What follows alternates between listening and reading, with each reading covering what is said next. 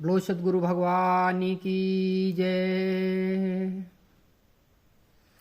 परम पूज्य गुरुदेव भगवान और माता पिता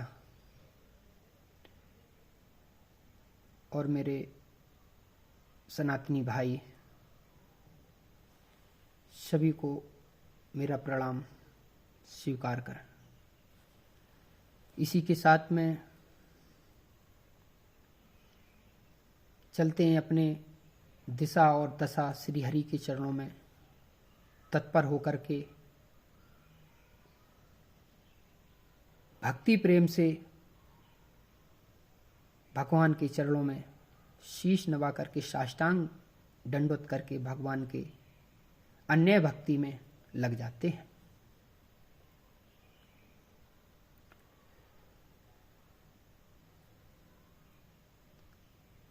राम नाम की माला भजेगा कोई दिल वाला, राम नाम की माला भजेगा कोई दिल वाला, राम नाम की माला भजेगा कोई दिल वाला, भजेगा कोई दिल वाला, भजेगा कोई दिल वाला, राम नाम की माला भजेगा कोई दिल वाला।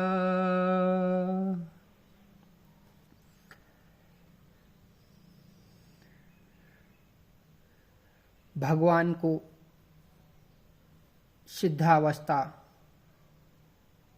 ज्ञान द्वारा, भक्ति द्वारा, कर्म द्वारा सिद्धा भक्ति भगवान को चाहिए। बस धन दौलत नहीं चाहिए हमारे परमात्मा को, हमारे भगवान को सिर्फ प्रेम भक्ति, धर्म भक्ति चाहिए, धर्म कर्म चाहिए। मनुष्य की सहायता भगवान कब कब करते हैं? जब मनुष्य का कर्म धर्म पूर्वक परायण धर्म की ओर प्रवृत्ति रखता है, अपने धर्म को बढ़ावा देता है, तो भगवान भक्त के पास आकर के किसी न किसी रूप में सहायता करने लगते हैं।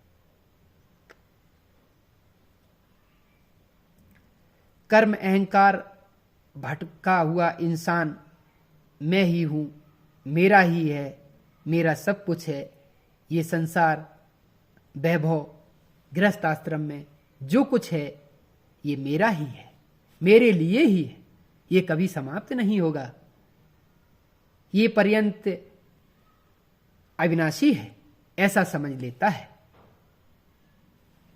पर ज्ञानी पुरुष इस सभी गृहस्थ आश्रम के साधन संसाधनों को अपना नहीं समझता है। ये भगवान का दिया हुआ साधन और संसाधन धर्म परायण के लिए होता है, धर्म कर्म के लिए होता है, धर्म सहायता के लिए होता है। गृहस्थ आश्रम वही है, साधन और संसाधन वही है जो धर्म की जरूरत जहां भी पड़े वहां दे देना चाहिए और स्वयं जाकर के अपने साधनों को लेकर के वहां तत्पर लग जाना चाहिए। इसी के लिए भगवान गृहस्थ आश्रम में साधन और संसाधन भेजते हैं, पर्यंत अपने जीविका के लिए, अपने स्वयं के अहंकार के लिए, अर्थात अपने सुख भोगने के लिए नहीं है।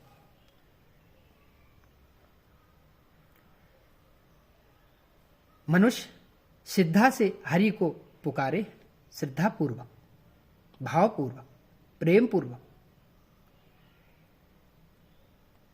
श्रद्धा से निष्काम से मेरे पास आए तो उसको मोक्ष दे दूंगा मैं। भगवान कहते हैं आए तो बल, पर भक्त आता ही नहीं है। ये जनमानव हमारे पास आते ही नहीं है, ये तो संसार में सुख भोग और दुख में पड़े रहते हैं। दुख सुख, मित्र, पत्नी, बच्चे, अपना पराया, परिवारवाद, जातिवाद, मैं ही सब कुछ हूं, मेरा ही सब कुछ है, मैंने पैदा किया है, मैं ही ले जाऊंगा, मैं भी सुख भोग करूंगा, ऐसा मत होते हुए भगवान भी कहते तो हम क्या करें? हम कैसे जाएं जब उसका यही भाव है? नहीं तो भाव प्रेम पूर्वक भक्ति निष्काम भाव से भगवान को पुकारोगे तो भगवान अवश्य, आप एक कदम अगर भगवान की तरफ चलोगे, भगवान अवश्य 2 कदम चल के आएंगे आपके पास, क्योंकि हम भगवान के ही थे और भगवान के ही अंश हैं और भगवान में ही लीन होना है। आज नहीं होगे तो कल होगे, अनंत 84 लाख योनियां भोगने के बाद होगे या और अनंत भोगियां, लेकिन जाना तो वही है। कल लोग कितनी क्रूरता करोगे, कितना अज्ञानता फैलाओगे, कितनी तुम्हारे अंदर भगवान ने जो तपोबल से आपने अपने कर्म प्रारब्ध में जो कुछ खाते में डला है कर लो, कितना करोगे अत्याचार। पर ध्यान दो, एक ना एक दिन आपको सिर टेकना ही पड़ेगा धर्म में। तो इससे अच्छा है आप धर्म में प्रवृत्ति रख लो, आज भी रख लो, फिर भी भगवान आपको माफ कर देंगे। पूर्ण श्रद्धा प्रेम से भक्ति भगवान के बीच की दूरी और आत्मा परमात्मा की दूरी शून्य होना अनिवार्य है।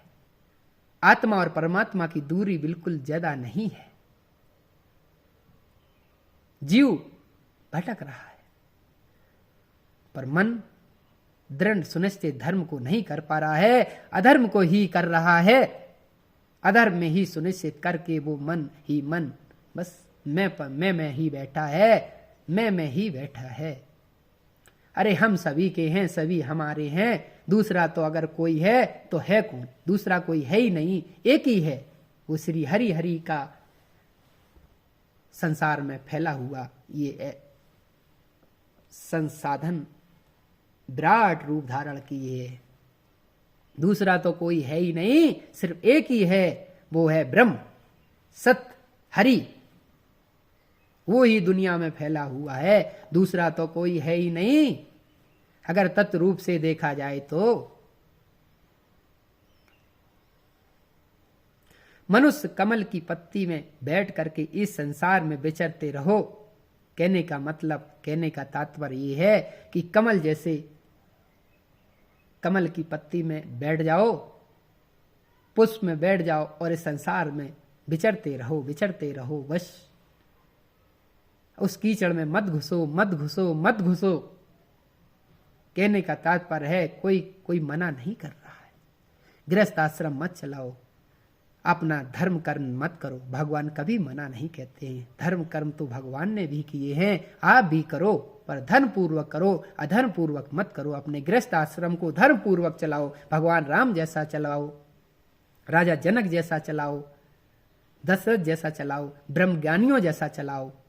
बहुत हमारे तपस्वी इस भारतवर्ष के अंदर, इस विश्व के अंदर, इस संसार के अंदर ऐसे ऐसे तपस्वी लोग पैदा हुए हैं जो गृहस्थ आश्रम में थे और गृहस्थ आश्रम के साथ साथ में भगवान राम जैसा चला के, धर्म पूर्वक चला करके भगवान में लीन हो गए।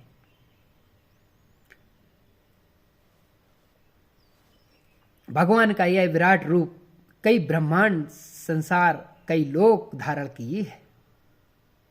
अनंत देव, मनुष्य, ऋषि, गंधर्व, अनंत योनियां हरि के विराट में समाये हुए हैं।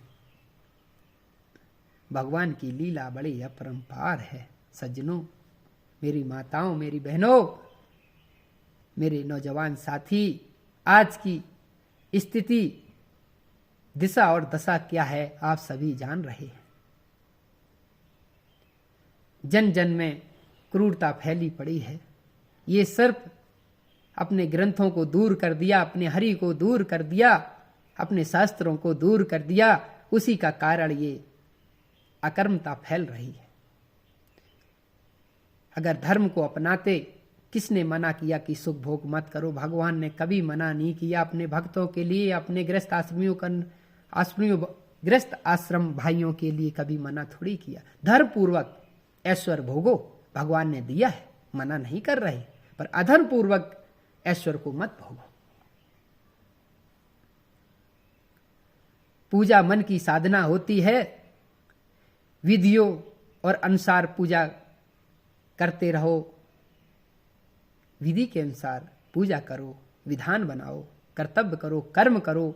हर चीज की विधि बनाई है शास्त्रों ने, उनका थोड़ा न थोड़ा कहना मानो।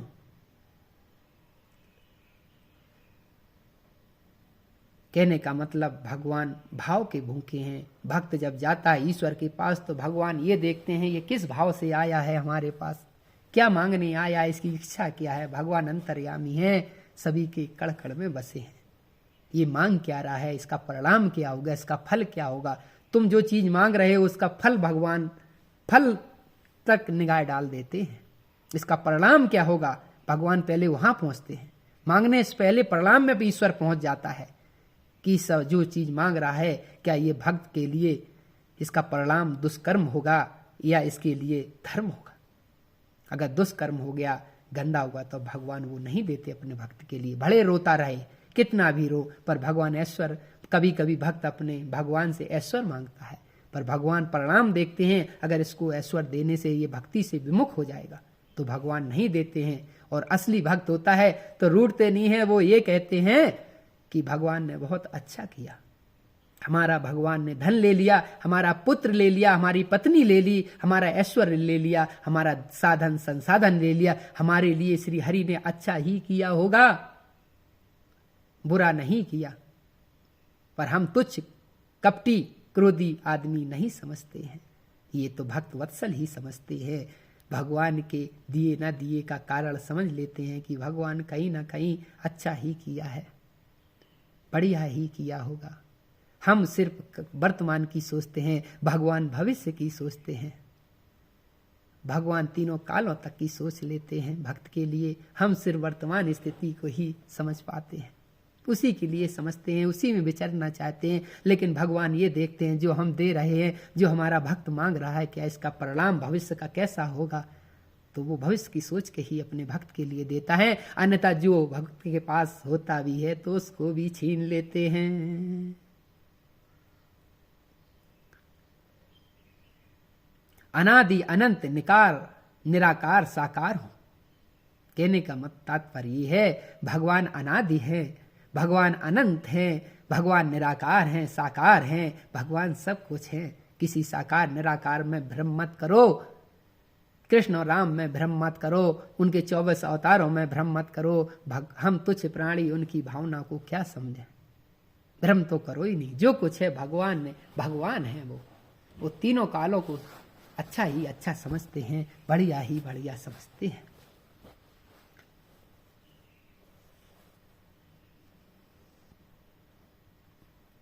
प्रेम पूर्वक भक्ति करो, श्रद्धा से भक्ति करो, दृढ़ होकर सुनिश्चित होकर के निश्चिंत होकर के भगवान की भक्ति करो, उसमें कोई भ्रम मत करो।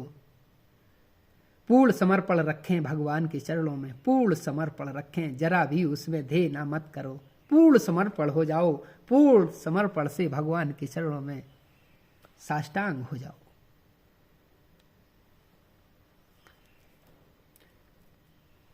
संसार के झमेलों से बचने के लिए एकांत में ध्यान करें। प्रथम अपने आत्मा में फिर परमात्मा में चित्त लगाएं।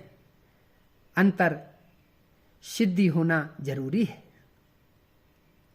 संतुलन भक्त को रखना चाहिए, असंतुलन नहीं होना चाहिए, संतुलन रखे रहना चाहिए।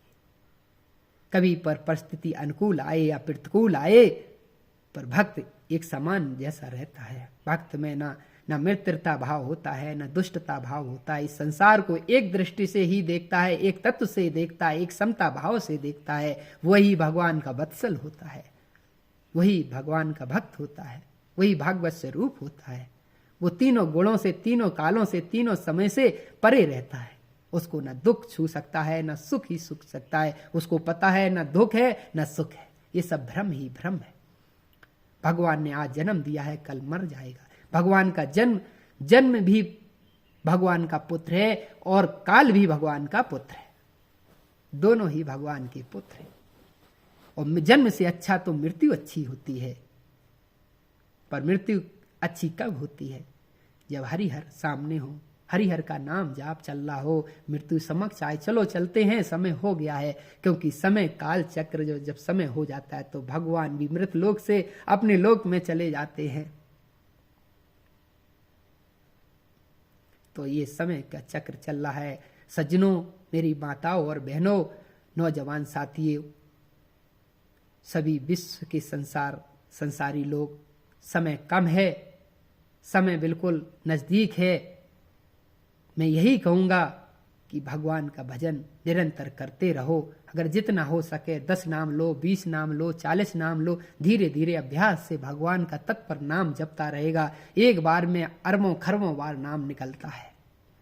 ये हमारे साधु पुरुष कहते हैं, उनका मनन करना चाहिए, मानते रहना चाहिए। यही सभी गृहस्थ आश्रमियों का ध्येय है, होना चाहिए, यही सभी का ध्येय होना चाहिए। इसी के साथ में हमारी सनातन वाणी धारावाहिक भगवान आत्मा और परमात्मा के बीच में जो अविनाशी चर्चा चल रही थी, यहीं हम कुछ पलों के लिए विराम करते हैं। और आप सभी भक्तों को मेरा राम राम।